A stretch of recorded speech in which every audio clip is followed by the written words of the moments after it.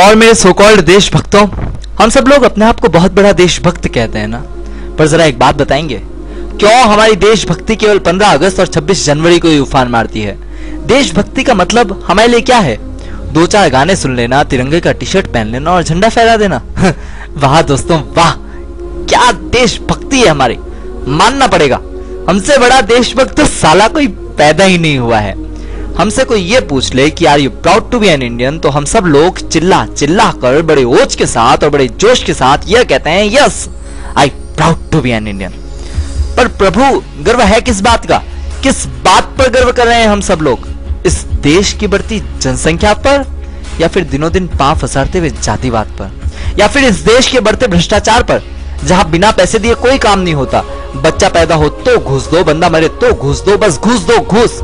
या फिर हमें इस बात पर गर्व है कि संसद में हमारे नेता जूते और चप्पल मारते हैं और इसे पूरी दुनिया में लाइव देखा जाता है? या फिर हो सकता है कि आप लोगों को मेरी देश की सरकार के रवैये पर गर्व है, जहां जब कोई जो चाहता है इस देश में मंदिर समझकर आता है, प्रसाद लेता है, घंटा बजाता है और निकल जाता है।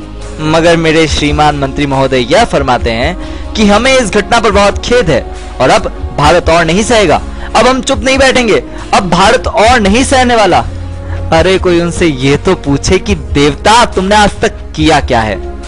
क्या हम इन बातों पर गर्व कर रहे हैं, या हम उन हालातों पर गर्व कर रहे हैं जहां कुछ परिवार को तो 2 वक्त की रोटी भी नसीब नहीं होती, तो इस देश में कुछ परिवार जानवर से भी बदतर जिंदगी गुजार रहे हैं। ये है मेरे देश के हालात, और अगर हम इन हालातों पर गर्व कर रहे हैं तो हमें खुद पर शर्म आनी चाहिए। अब सवाल यह नहीं कि इस देश ने हमारे लिए क्या किया है, क्योंकि अब सवाल तो यह उठता है कि हमने इस देश के लिए क्या किया है। दोस्तों, इस वीडियो को केवल देखो मत, सोचो, समझो और कुछ करने के लिए आगे बढ़ो। And if you like this video then please promote it.